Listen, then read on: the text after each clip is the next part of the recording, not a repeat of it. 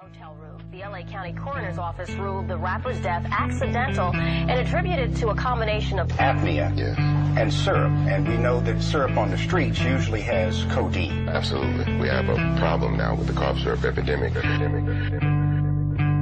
He rolled up, asked him what he was sipping on. Said, lean. You wanna hit it, dog? That's the same stuff Weezy sipping, huh? And tons of other rappers that be spitting hard. Yep, he had 5 up bone. And when I passed him that styrofoam, the Easter Bank heard it rhyme before I finally got to see what all the hype was on. And then he took a sip, sitting in the Lincoln, thinking he was pippin' as he listened to the system. Little did he know that it was just as addictive as bass. Not the kind of hit from the kick drum. Hot box, let the bass bump. Take it to the face, gulp. Months later, the use went up. Every blunt was accompanied by the pink stuff. But goddamn, he loved that feeling. Purple rain coated in the throat, just so healing. Medicine alleviate the sickness. Liquid to fix them, it comes with the cost. Wake up, cold sweat, scratching, itching. Trying to escape the skin that barely fit him. Gone, get another bottle just to get a couple swallows. Headed towards the bottom, couldn't get off it. Didn't even think he had a problem, though we couldn't sleep without getting nauseous. Room spinning, thinking he might have sipped just a little bit too much of that cough syrup.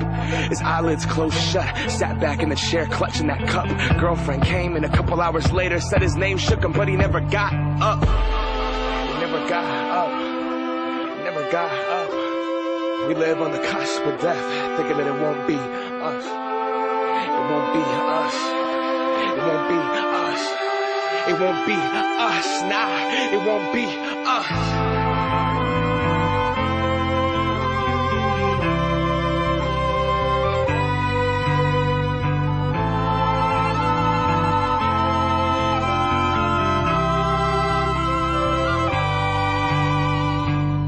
He just wanted to act like them. He just wanted to rap like him.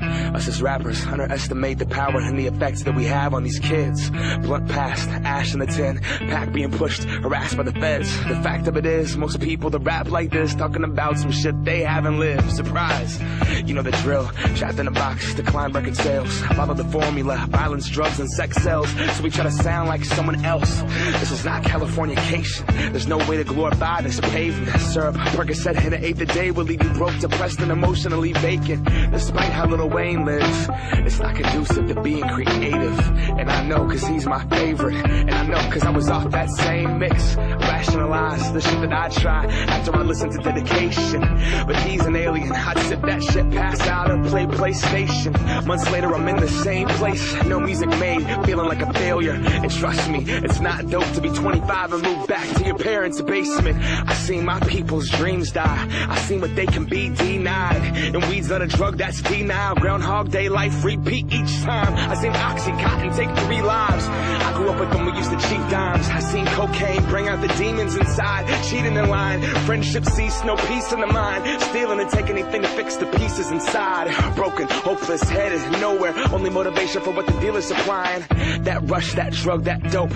Those pills, that crumb, that roach. Think I will never do that, not that drug. Growing up, nobody ever does. Until you're stuck, looking in the mirror like I can't believe what I've become. So I was gonna be someone, and growing up everyone always does. We sell our dreams and our potential to escape through that buzz. Just keep me up, Hollywood, here we come.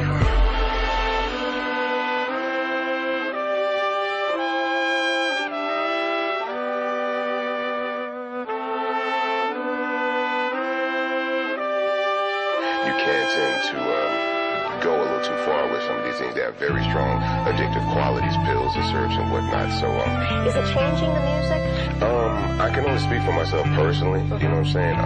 We had been toning down the content of certain things in the music lately. My new album, of course, probably won't have any references to cough syrup in it, but there's a little bit more than the music. I think it's going to start affecting the personal lives of a lot of artists and people.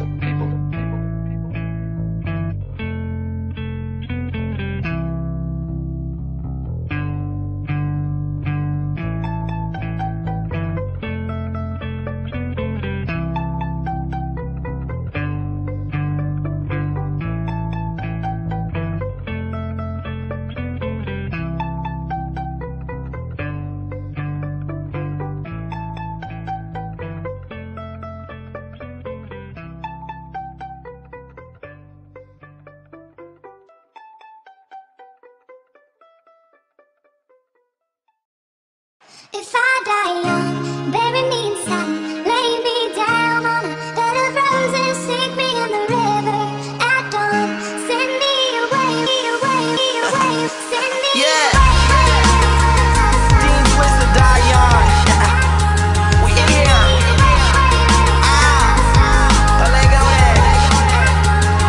Dear Professor, I've been in my room, think I'm going a little crazy, or maybe it's the shrooms. I'm addicted to the thrill, the dream of being big. I don't ever wanna die, but I'm hating how I live. And it's getting so bright, these moments getting better, doing shows I never dreamed of. I want this shit forever in the city I came. The city done changed, everybody I knew saying I am not the same. We on the verge, baby, this the come up song, a loud toast to the coast. I done came up on, get your camera, baby, this a night for the ages. 20 years young, having fun, getting wasted.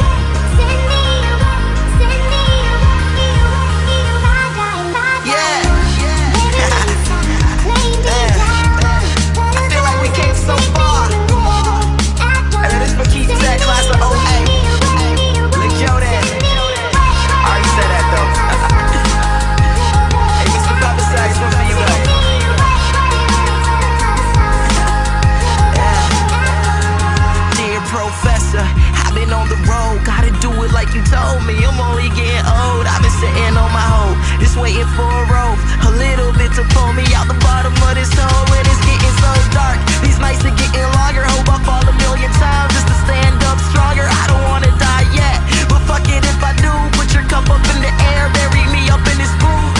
We on the verge, baby, this the come up song, a loud toast to the coast. I done came up on, get your camera, baby, this a night for the ages. 20 years young, having fun, getting wasted.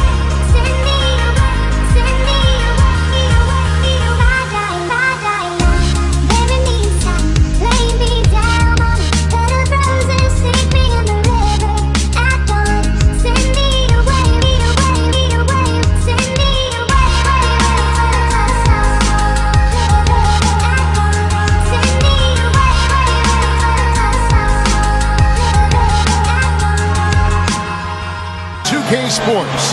This is Kevin Harlan alongside Clark Kellogg and Steve Kerr with Doris Burke on our sideline.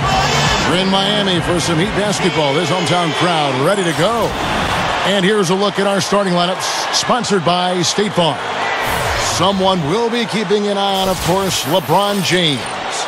Well, you look at the full package from offense to defense in LeBron, and you know the thing that's so astounding about him is that he has that innate sense of where his teammates are at any given time, and because of his size as a ball handler, he can see right over the top of defenses and always find the open man. Yeah, you're all over it there, Steve, and that was the one thing when I first saw him play as a high schooler that jumped out at me, his vision. He's a terrific passer. His passing ability gives him that extra sense to get steals and also be in the right area to anticipate and generate steals. I mean, it's not just offensively where he benefits from his vision, but defensively as well. You know, it was another year.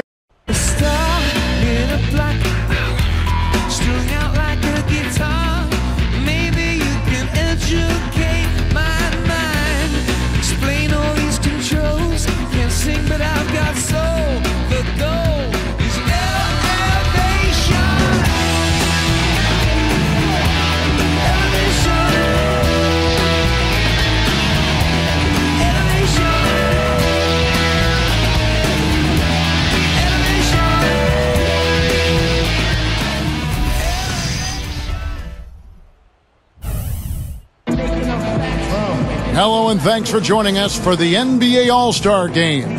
With Clark Kellogg and Steve Kerr, this is Kevin Harlan. And you know, this game at the midway point of the season, Kevin, a chance to put aside some of the grit and grind and moan and groan mentality of the regular season, the monotony of that, and really celebrate the game and its greatest stars. And everybody looks forward to it. We do, as do the fans and the players. That's a great word, celebrate, because that's truly what this is. And I'll tell you what, guys, for each of these players, whether they're here for the first time or the umpteenth time, it's a tremendous honor and a reward for all the hard work and preparation that they have put into their careers to get to this level. And a quick look here before we tip off at the State Farm starting lineups. First for the East All-Stars, Derrick Rose is out there with Dwayne Wade. And it's center, the most dominant physical presence in the NBA, the elite defensive big man, Dwight Howard. Then it's Anthony, and it's LeBron in at the 4. And then for the West All-Stars, Chris Paul is out there with Kobe. And inside, a towering 7-footer, maybe the most imposing